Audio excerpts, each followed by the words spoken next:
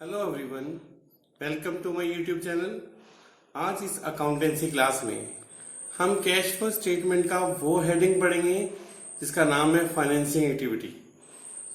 पिछली जितनी वीडियो हमने कैश फ्लो स्टेटमेंट में रही उसमें जो हमने हेडिंग पढ़ाया वो ऑपरेटिंग एक्टिविटी पढ़ाया, इन्वेस्टिंग पढ़ाया, बट आज जो हम शुरू कर रहे हैं वो है फाइनेंसिंग एक्टिविटी और ये सबसे नीचे लिखा जाता है। इसमें असेट्स एक भी नहीं आती, सिर्फ लायबिलिटीज आएंगी और वो भी लॉन्ग टर्म। शॉर्ट टर्म ना तो लायबिलिटी इसमें आएंगी, सिर्फ वो लायबिलिटीज आएंगी जो लॉन्ग टर्म होंगी।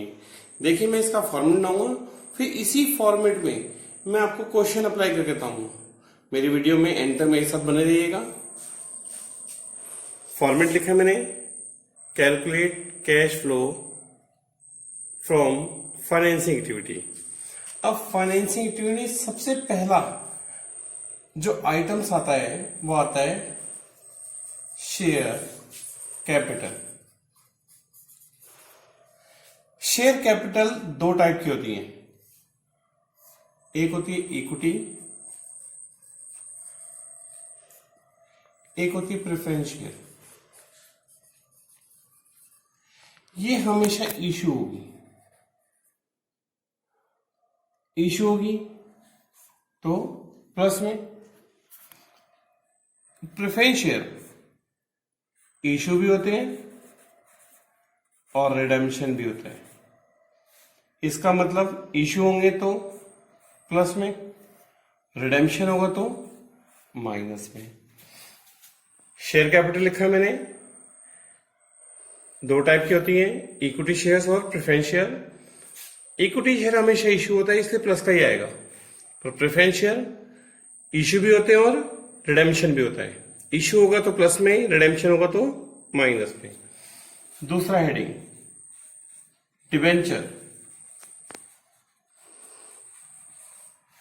डिबेंचर के भी दो टाइप है, इशू होगा या फिर रिडेम्पशन होगा।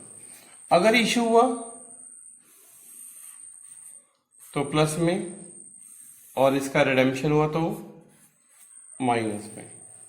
सेम थर्ड चीज है इसमें, बैंक लोन।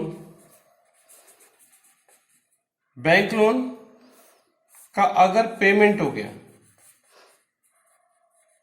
तो माइनस में, और बैंक लोन से अगर हमने पैसा लिया हो, बैंक लोन इशू हो तो हम पे पैसा आएगा तो प्लस में। ये तीनों इंफॉर्मेशन बैलेंस शीट में गिवन होती हैं। इसके अलावा अगर कोई चीज इसमें आ रही है तो वो एडिशनल इंफॉर्मेशन होगी। जैसे फोर्थ नंबर है इंटरेस्ट। इंटरेस्ट जो है वो डिवेंचर पे भी होगा और बैंक लोन पे भी होगा। अगर डिवेंचर है या बैंक लोन है, दोनों से ही रुपया जाएगा। फिफ्थ, और इसमें आएगा dividend paid. Dividend paid, dividend receive आता था इन्वेस्टिंग एक्टिविटीज में, डिविडेंड पेड आता है फाइनेंसिंग एक्टिविटीज में। मैंने कहा था 7 चीजें आएंगी, 1 2 3 4 5 हो गई। Sixth, bank over draft. अगर बैंक ओवरड्राफ्ट गिवन है, अगर इसके भी दो टाइप है, अगर ये इशू हुआ है तो पैसा आया होगा, अगर इसका पेमेंट हुआ है तो पैसा गया होगा।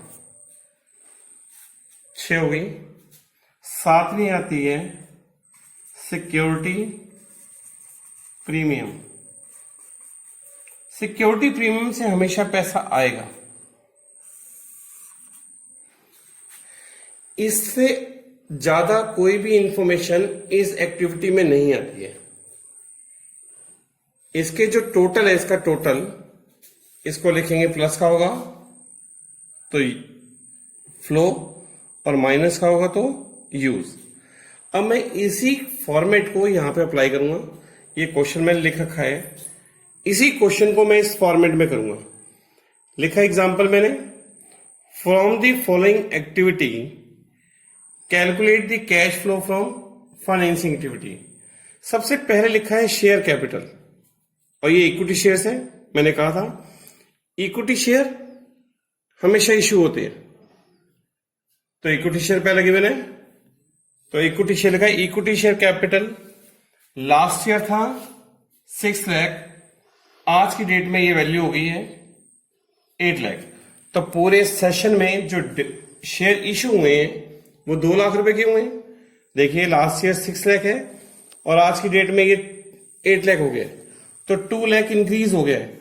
और लाइबिलिटीज अगर इंक्रीज होती है तो पैसा आता है, तो यहां लिखेंगे इशू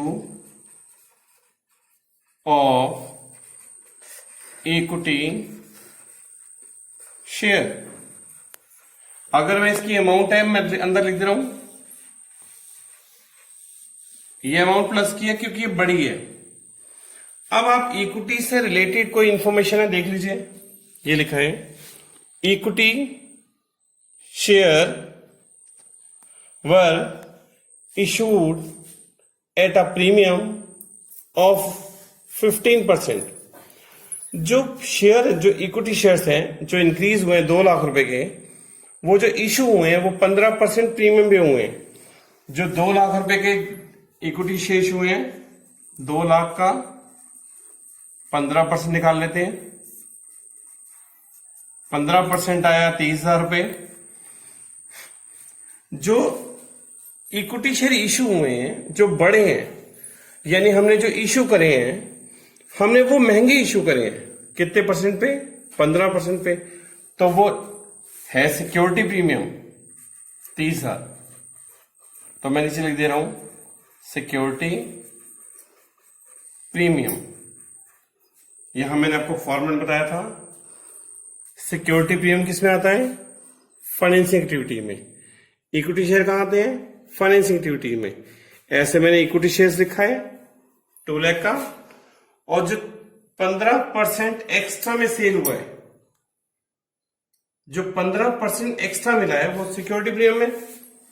ये लिखा ना, equity share were issued at 15% premium, तो 15% एक्स्ट्रा बिके, तो वो 15% किसका करेंगे? जो इनका डिफरेंस है। तो कितना आया? 30,000, वो मैंने जोड़ लिया, माइनस। देखिए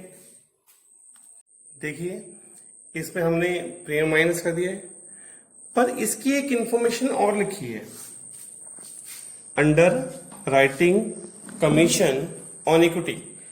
यानी जब हमने शेयर इश्यू करे होंगे तो 10,000 रुपए कमीशन दिया होगा, उस दोनों इंफॉर्मेशन से पैसा आया, पर 10,000 रुपए कमीशन दिया होगा,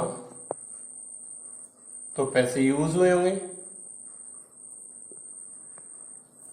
तो मैंने ये दोनों ऐड कर देने हैं, और जो कमीशन दिया है वो माइनस कर देंगे, तो वैल्यू आ जाएगी 2,20,000। क्योंकि इससे कैश आया है इसलिए प्लस में लिखेंगे। अब नेक्स्ट इंफॉर्मेशन देखिए, 12% प्रेफरेंस शेयर। लास्ट ईयर थे 2 लाख रुपीज के, बट आज की डेट में वो है नहीं, इसका मतलब इनका रिडेम्पशन हो गया।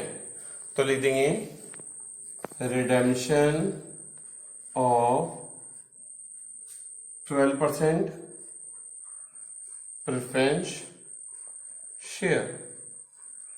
तो प्रेफरेंस शेयर का पेमेंट हुआ 2 लाख, पर जब हमने पेमेंट किया होगा तो उसके लिए इंफॉर्मेशन लिखी है 12% preference share were redeemed at a premium of rupees of 5%। तो जो हमने पेमेंट किया है वो 5% एक्स्ट्रा का है, तो 20,000 का 2 लाख का 5% कैलकुलेट करेंगे तो आएगा 10,000। यानी जो 2 लाख का पेमेंट किया है वो हमने प्रीमियम के साथ पेमेंट किया है। तो प्रीमियम कितना है? इसे लिखेंगे प्रीमियम